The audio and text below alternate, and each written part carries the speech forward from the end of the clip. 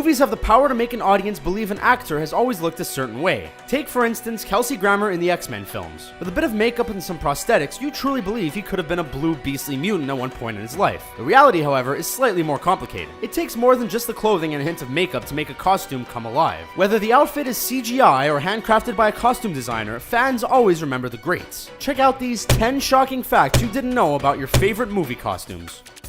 Black Panther in Captain America Civil War. Wakanda is one of Marvel's most technologically advanced countries in the world, notable for its massive supply of vibranium, the same metal found in Captain America's shield. But what you probably didn't know is the durable and powerful metal is also found in King T'Challa's Black Panther suit, giving him one big advantage in Captain America Civil War. Actor Chadwick Boseman spoke in detail about the Black Panther costume, revealing to Entertainment Weekly that the infused suit absorbs attacks from an opponent. That explains how Black Panther stood perfectly still while being shot at by police in a helicopter in Civil War.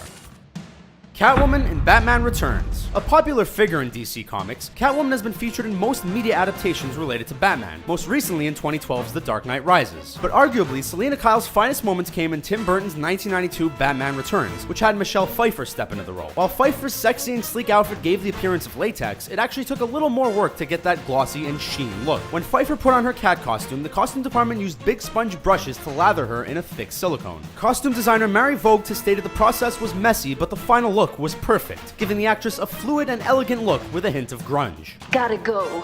Girl talk. Johnny Depp in Edward Scissorhands. This Tim Burton film featured an almost unrecognizable Johnny Depp with tight and creaky leather, a wild mess of hair, and the scissors for hands, of course. The look came together to give Depp a Frankenstein American goth feel, but with the art came a bit of suffering for the actor. To ease some of Depp's pain, the director and costume designer installed a special cool suit that would stop him from overheating in the Florida sun on those long shooting days. Despite these efforts, the actor would still rush over to special fans to cool down after a shot.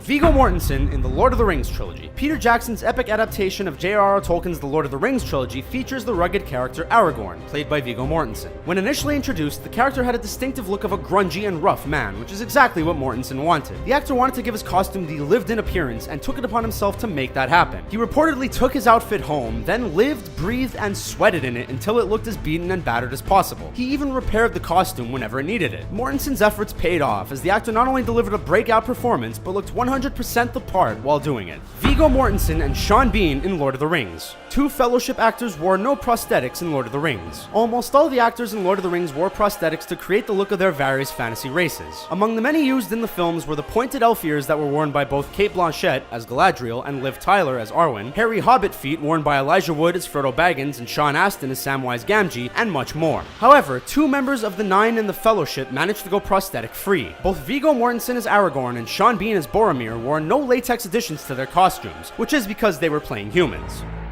Heath Ledger as the Joker in The Dark Knight. Heath Ledger will arguably remain the best Joker to grace the screen in Christopher Nolan's Batman adaptation. The actor went to great lengths to get in the right mindset of the psychotic clown in The Dark Knight. He locked himself in a hotel room for a month and worked on his character's voice and personality, all while keeping a diary to chronicle the Joker's thoughts. He even designed the Joker's makeup using mascara and grease paint. Ledger said Sid Vicious and the thugs in Stanley Kubrick's A Clockwork Orange inspired him, while the costume designer Lindy Hemming looked to musicians such as Pete Doherty, Iggy Pop, and Johnny Rotten for inspiration on wardrobe. Darth Vader in the original Star Wars trilogy. Would you believe that Darth Vader's costume was based on a gas mask, a motorcycle suit, and headgear Nazis wore during World War II? Costume designer John Molo fused elements of various real-life uniforms associated with war and evil to bring Vader's look to life. Aside from the Nazi gear and leather attire, the costume designer also added in elements from a monk's cloak found in the Middle Ages department of a costume warehouse. And that gave us the iconic villain of the original Star Wars trilogy, Darth Vader. It's also worth noting that his helmet isn't the only German army reference in the films. Vader's army of stormtroopers are named after specialist German soldiers in World War I. Tobey Maguire's Spider-Man. Before Tom Holland took the mantle of Spider-Man, a young Tobey Maguire stepped into the red and black Lycra costume. Well, apparently, there were 70 versions of the Spider-Man suit made for the films. Costume designer James Atchison created 70 different versions of the famous costume while trying to find the right perfect way to get the webbing to stay on and remain flexible. According to Movie Pilot, Atchison recalled a disastrous time when everything on the costume went belly up. Speaking to Imaginary Worlds, Atchison said, "We had a stuntman on a wire and they flew him straight into a tree and the whole suit, I mean half the webbing, unglued from the suit. I mean, it was sort of like a terrible waffle hanging in the trees. It was a disaster. Luckily, we now have amazing CGI capabilities to keep those details in place." Harry Potter and the Wizard Wands. Every wand seen in any of the 8 Harry Potter films has been created on site, which include the few Daniel Radcliffe has worn out. Just like in the books, no 2 wands are alike. Most of the wands have remained the same throughout the films, staying a consistent 13 to 15 inches long, just like in the books. This means characters have grown into their wands over years of filming. The wand belonging to Dumbledore, played by Michael Gambon, has remained the same throughout all the films, even before fans knew of its significance as the Elder Wand.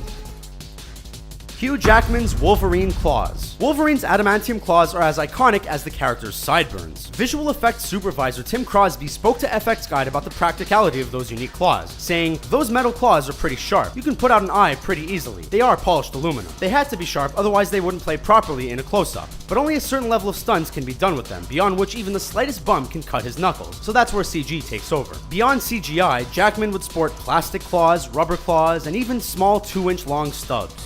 What do you think of our list? Are there any other shocking costume facts we missed? Join the discussion in the comments below and subscribe to our YouTube channel for more great videos like this one. Thanks for watching.